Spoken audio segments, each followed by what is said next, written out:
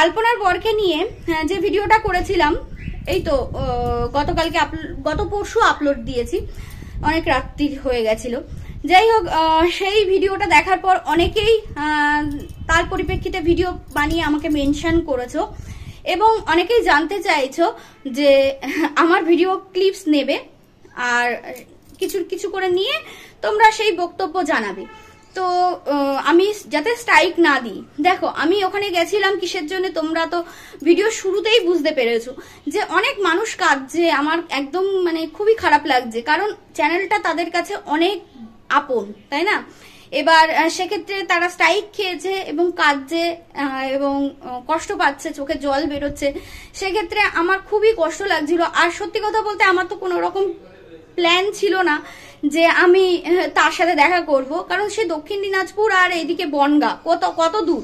কিন্তু সে যখন বনগাঁতে এসেছে 5 মিনিটেরও দূরত্ব ছিল না, 5-10 মিনিটের মতো দূরত্ব। তো সেখানে আমি আমার হাজব্যান্ডকে রিকোয়েস্ট করাতে সে আমাকে নিয়ে গেছে। তো নিয়ে গেলে আমি ওটার জন্যই গেছি যে যাতে স্ট্রাইকটা তুলে নেয় আর আলপনার অ্যাকচুয়ালি কি হয়েছিল সেটা জানার বিষয়, ঠিক আছে? এবং আমি যাতায়াতের সময় ইন্ট্রো দিয়েছি এবং যাতায়াতের কিছু ভিডিও ক্লিপস তুলেছি, কিন্তু তারপরে আমার বর বলেছিল যে যদি উনি পারমিশন দেয় তবে ভিডিও করবে, তাছাড়া ভিডিও করবে না। তো আমি ওনার কাছে পারমিশন নিয়েই ভিডিও করেছি এবং সেটা আপলোড করার পর সে একটা বলেছে কথা যে যাদের স্ট্রাইক অলরেডি দিয়ে দিয়েছে তাদেরকে মেলে যোগাযোগ করতে বলেছে, আর যাদের এখনো ভিডিও রয়েছে তারা যাতে প্রাইভেট করে দেয়, ঠিক আছে? এটাই, তাছাড়া সে সবাইকে স্ট্রাইক দেবে এটা বলেই দিয়েছে। যাই হোক, আমার সেই বিষয়ে তার চ্যানেল, তার মন্তব্য, আমি তো সেখানে কিছু করতে পারি না। তবে আমাকে সবাই জিজ্ঞাসা করেছো যে আমার এই ভিডিও ক্লিপস কিছু কিছু করে নিয়ে কেউ যদি ভিডিও বানায় তাহলে আমি কি স্ট্রাইক দেবো কিনা। বিশ্বাস করো, আমি কাউকে স্ট্রাইক দেবো না। আমার দিক থেকে তোমরা একদম নিশ্চিন্তে থাকতে পারো, কারণ আমি কাউকে স্ট্রাইক দেবই না। সবার কাছে চ্যানেলটা কত দামি সেটা আমি জানি, কারো চোখের জল ফেলে আমি নিজে আনন্দ পেতে চাই না, ঠিক আছে? তোমরা আমার ভিডিও ক্লিপস কিছুটা কিছুটা করে তুলে যদি তোমাদের বক্তব্য জানাতে পারো জানাও, আমার কোনো সমস্যা নেই, ঠিক আছে?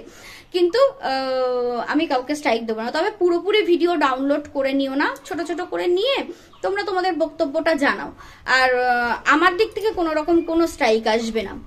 আমি সবার চ্যানেলটা সবার কাছে কতটা দামি সেটা বুঝি, কারো চোখের জল ফেলতে আমি চাই না, হাসাতে না পারি অন্তত কাউকে দুঃখ দিতে চোখের জল ফেলতে আমি চাই না। তো তোমরা নিতে পারো। আর কি বলতো, আমরা কন্ট্রোভার্সি করি তো আমরা ভিউয়ার্সদের, কিছু ভিউয়ার্সের চোখে আমরা খুব খারাপ দৃষ্টিতে থাকি, ঠিক আছে? সবার ক্ষমতা থাকে না সত্যটা বলার, সবাই বুক ফাটিয়ে সত্য কথা বলতে পারে না। আমি দেখো সত্য কথা বলি বলে আমার চ্যানেলে ভিউজ খুব কম, আমাকে ভিউয়ার্সরা যাতা কথা বলে, কিন্তু কিছু ভিউয়ার্স তো দেখে, না দেখলে ভিউজ কোথা থেকে পায়, তাই না? যেটুকু ভিউজ পাই কোথা থেকে পায়। তাই কন্ট্রোভার্সিও করতে গেলে না একটু বুকে দম থাকে। যারা ভিউয়ার্সরা ভাবো যে কন্ট্রোভার্সি করতে গেলে কোনো রকম কোনো দক্ষতা লাগে না, না, তার ভিডিও দেখে সেখান থেকে কন্ট্রোভার্সি করতে গেলে না অবশ্যই দক্ষতা লাগে, ঠিক আছে? তাই কন্ট্রোভার্সি যারা করে তারা কিন্তু কোনো রকম ভাবে কি বলবো, তাদের কোনো ট্যালেন্ট নেই, তাদের কোনো দক্ষতা নেই এটা বলো না, ঠিক আছে? আর একটা কথা হচ্ছে, আমরা ডেইলি ব্লগ দিলে ভিউজ হয় না, অবশ্যই। তো ওই ভিডিওটাও বলেছি যে আমার মাই লাইফ স্টোরি ব্লগে আমি যতই কষ্ট করে ভিডিও দিই তবু ভিউজ হয় না, কারণ মানুষ নোংরামো দেখবে, ঠিক আছে? নোংরামো দেখবে, কোনো হাটকে জিনিস, মানে কি বলবো, সেই সবগুলো আমরা তো করতে পারি না। তাই সমালোচনা করি, যারা নোংরামোগুলো করতে পারে, যে সমস্ত ব্লগারগুলো, তাদেরকে নিয়ে সমালোচনা করি, এটাই। আর এগুলো কিছু সংখ্যক ভিউয়ার্স এগুলো দেখতেই পছন্দ করে, তাই দেখে। তো যাই হোক, কেউ কোনো রকম চিন্তা করো না, আমার দিক থেকে তোমরা নিশ্চিন্ত, আমি কাউকে স্ট্রাইক দেবো না, ঠিক আছে? চলো, তোমরা বোঝানোর জন্য যদি ভিডিও নিয়ে ক্লিপস নিয়ে ভিডিও করো, কোনো ব্লার করে দিতে হবে না, নর্মালি রেখো, আমার দিক থেকে কোনো রকম কোনো স্ট্রাইক আসবে না, ঠিক আছে? সেখানে যদি আমার কোনো ভুল থাকে অবশ্যই বলবে, কারণ ভুল থেকেই মানুষ শেখে।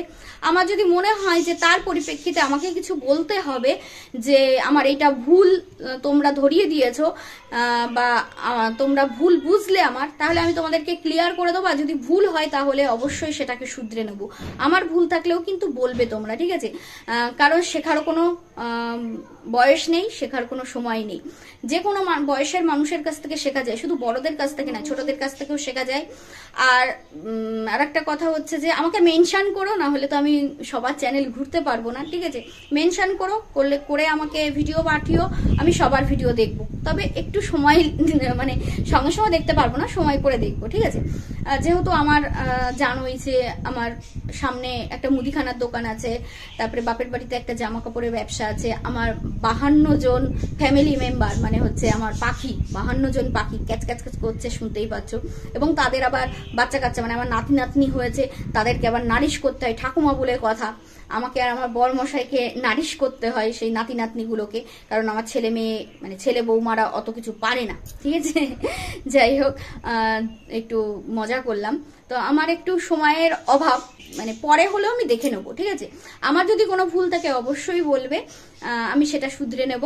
আর যদি তোমরা আমাকে ভুল বুঝে থাকো তাহলে অবশ্যই আমি ভিডিওর মাধ্যমে হোক বা কমেন্টসের মাধ্যমে হোক আমি তোমাদেরকে সঠিকটা বুঝিয়ে দেবো।